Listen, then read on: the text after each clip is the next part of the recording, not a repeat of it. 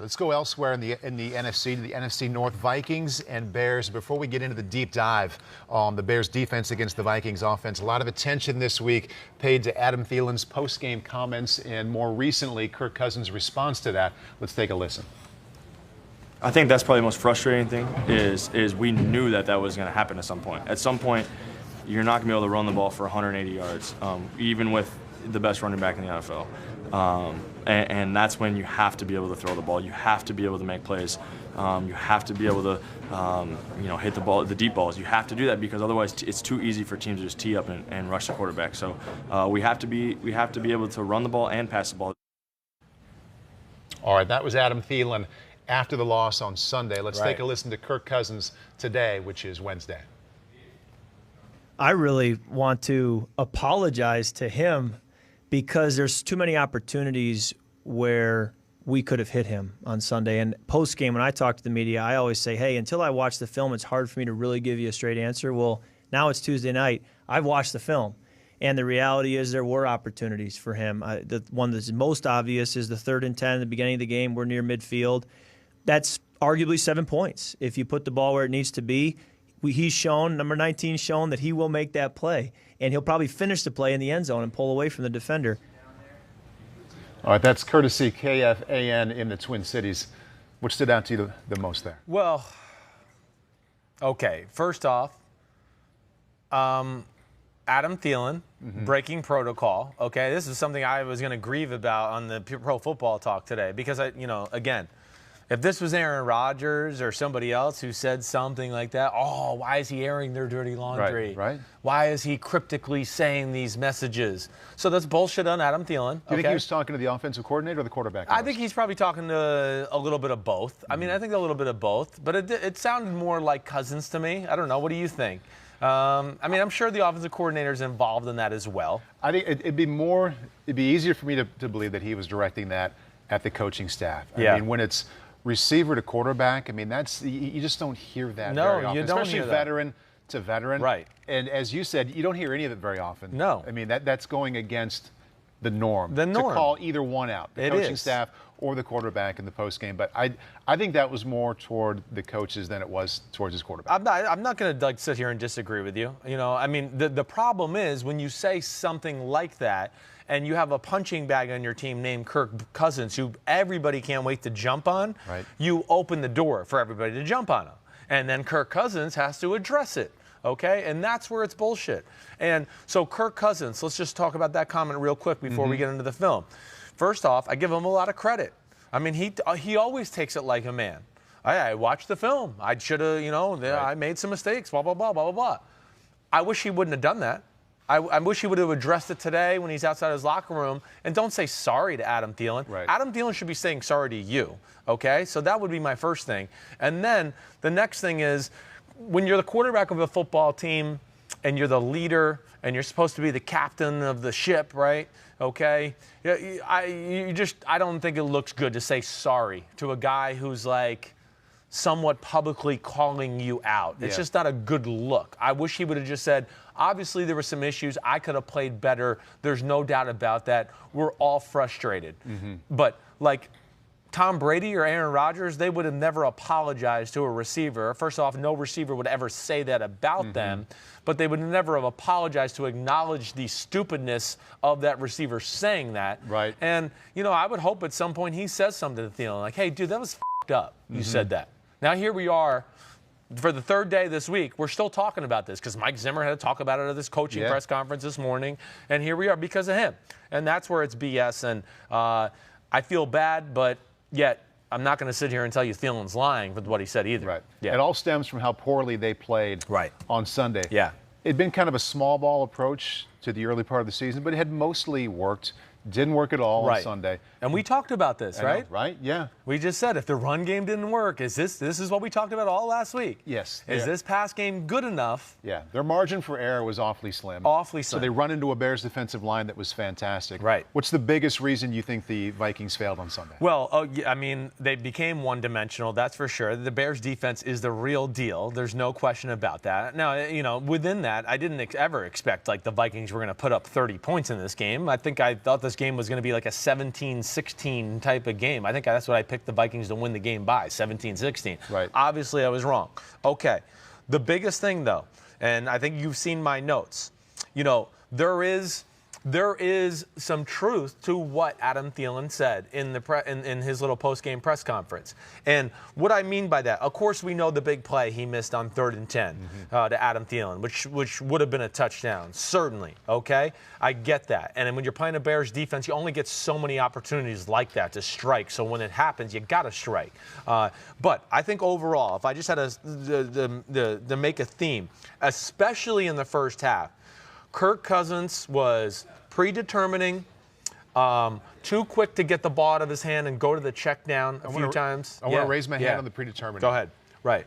What's tipping you off? How do you know that he had predetermined where he wanted to throw? Because there's like certain plays where I go, this is the coverage you want for this play. Like, I don't understand why you wouldn't give it a chance. And there's no like looking to the concept. It's almost like, hey, I got to the top of my drop and, I'm already looking to the check down. I've already gone, I don't necessarily love this play versus this coverage. Where it might not be coached like perfectly for that coverage, but it's still a play that works against that coverage, and you need to give it time to develop regardless. So I think those are little things I looked at. Or, yes, just coming to one guy right off the bat where it was like, okay, I have a shallow cross coming across, but there's some other things going on there on the left side of the field, or you're leaving a completion on the board, but you've already gone to the shallow cross. Or, he had a play action pass at one point where the pocket was clean and he had I want to say Thielen or Diggs. I got a few of these written down. I mean, I'm gonna. You know what? I'm just gonna go through them. I'm sorry. Second drive of the game. This is after the next series, right? After he missed Thielen on 3rd and 10. Second drive of the game. It's 13:07 in the second quarter. Okay, they're on their own 5-yard line. They're backed up. It's first down.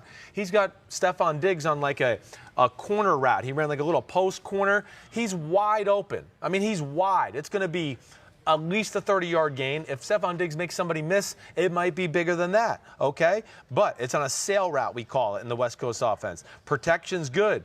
He's got to throw it, I wrote. He's wide open, going to have a huge gain.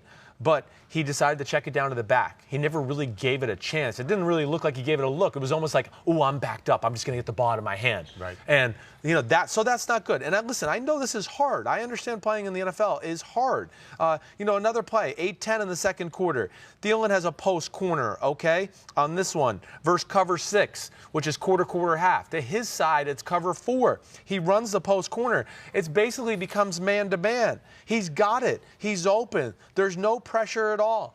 And Cousins steps up in the pocket and never really gives it a look. Just goes right to the back and check down as soon as he steps up. I mean, the pocket's perfect. So, again, it's being critical, but when you're playing a great defense and you are a good football team and you're being paid $28 million a year, yes, there's only so many times you get a chance to make a big play against these type of defenses, and I think he left a handful of them out there on the field during the game. Is that something you recognized last year and in his years in Washington too? I can't say that I did. No, I can't. I really didn't. I feel like, I don't know if maybe all the pressure and scrutiny is getting to him a little bit around him. I don't have an answer for you, but he certainly played it a little too close to the vest in this game. And just never put their offense in a position of power. This was a game where he needed to make a few of those plays to back them off, and then maybe they would have been able to run the ball. Right. But then they couldn't do that, and the run game didn't work. And then the second half, they basically had to give up on the run game, and they became one-dimensional. And that's when the pass protection got bad. And I want to get to the run game in a moment, but let's spend a little more time with the pass game. I have circled here and highlighted one thing you wrote. Yeah. It sounds like Kirk Cousins didn't play as well as he wanted to, for all the reasons you pointed out. Maybe they're not helping him as much schematically. You wrote down, Vikings pass game needs imagination. It does, no doubt about that. So with their personnel, with their coaches, how would you like to see that play out? Yeah, well, I just think they got to find different ways, especially on all downs. Different formations, different route combinations. It's a lot of just basic West Coast crap, I would say. I always say this is day 1, day 2, day 3 installation stuff. These are the things when I was in training camp with John Gruden. These are like the first 40 plays we put in, okay, the first 3 days of training camp. And that to me is the meat and potatoes of their offense. I don't see anything more than that. And the problem with that, okay, maybe you can get away with it if you're super talented.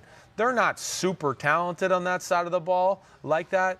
And this day and age right now where we are, like, defensive players have seen these base West Coast plays since high school. This is not 1989 and Bill Walsh anymore. Everybody's running these type of plays. And I think that's really the big issue there. They got to find some different route combinations and different formations in general. Even their formation usage is very elementary for the NFL. I mean, it's, tight end here, receiver here, receiver here. Oh, 2 tight ends to the left, slot to the right. Oh, I form, boom, that's all there is to it. And I'm not saying there's anything wrong with that, but every now and then it's got to be like, 2 tight ends to the right, tight slot over there, maybe with the back, motioning into the bunch on a 2nd and 7 or whatever it may be. They got to find some different ways to make the defense think. And right now they're just trying to do it with like pure physical ability and like physicality in the run game. And they met their match because the Bears defensive front 7 is the real deal, and they whooped the shit out of that Vikings O-line, for lack of a better phrase. So let's weave these 2 games together. Yeah. The one we talked about before, Saints, Cowboys,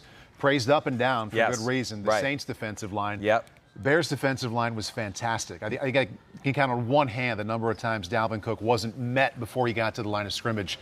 So let's start there. Which defensive line, which front 4, Bears or Saints, was more dominant this weekend? Ooh, that's a good one. Okay, I'm going to give the Saints the edge there. Okay, it's really tough to say that. I thought you might go Chicago. I know. Well, I think, Chicago's was really dominant too. I think there was more pressure on the Saints D-line, and they were asked, do it yourself. We're not going to help you.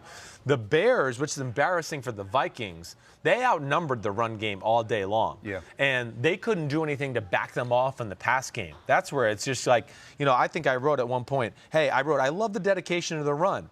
But the Bears got 8 guys close to the line of scrimmage. You got number 14 and number 19. Yes. You can't let them play like this. I have that written down for you. You can't. Well. You can't let them play like this. You can't let them play like this. The passing game and success in the passing game was the only thing that would allow them to not play that way. Exactly right. To force them scare them out of it. Yeah. Exactly right. And that never happened during the game. And yes, like I said, I think if Cousins is a little more aggressive, hits the deep pass that he tried to hit to Thielen, that's going to make, we're the Bears on the sideline now. Chuck Pagano's coming over. Hey, guys, we're going to have to change a few things. When they get this formation, I don't think I'm going to bring that safety down anymore. We're going to blah, blah, blah, do this and do that because I'm a little worried about the pass game today. Right. And that never became an issue at all. How worried are you about the offensive line that had been pretty good the first 3 weeks? Only throw out numbers when there's a really good point to be made. But Dalvin Cook was 6.5 yards per carry. That's not one game. Right. That's 3 games. Right. He was 2.5 yards per carry. Yeah. I mean, that's not all him. No, it's not all. That's not all the Bears front 7. Minnesota offensive line has to sit the head of that table as well. No question. I think Bradbury, their first-round pick at NC State, got his welcome to the NFL moment. I mean, he met Roy Robertson Harris and what's his name? Nichols, 98. What the hell is Nichols' first name? I always forget it. Bilal Nichols. He met him, and there was a good butt whooping they put on him. Even Elfline at guard had a rough day. They beat the crap out of that interior part of the offensive line in general. And those guys deserve a lot of credit. Eddie Goldman, Bilal Nichols, they didn't even have Akeem Hicks. Didn't matter. Roy Robertson Harris, they are phenomenal. The Bears have some beast up front, let alone those 2 outside linebackers, Floyd and Mack, on the edge. That's where they're special. And I'll say this, one more thing before we go on, because I need this. And you said the Vikings pass offense needs more imagination.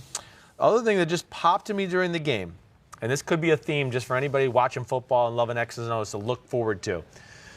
I'm not so sure blitzing Dalvin Cook on passing situations doesn't become a thing going forward. He's a little bit of a smaller running back, and they blitzed him a few times in some obvious situations with Kwiatkowski, and he just ran him over, Roquan Smith's replacement. And a lot of the times, I know like New England, they have big middle linebackers. One of their beliefs is to have big middle linebackers so they can blitz them, and you can't block them with 3rd-down running backs. Yeah. And I think that could be something just to watch out for. Again, it reared its ugly head a few times in this game, and I wouldn't be shocked if teams said, you know what, rather than deal with this guy in the pass game coming out of the backfield, let's just blitz him and make him block and see if he can hold up. Hi, I'm Mike Tirico, and thanks for watching. Make sure to hit subscribe for the latest news and highlights from NBC Sports.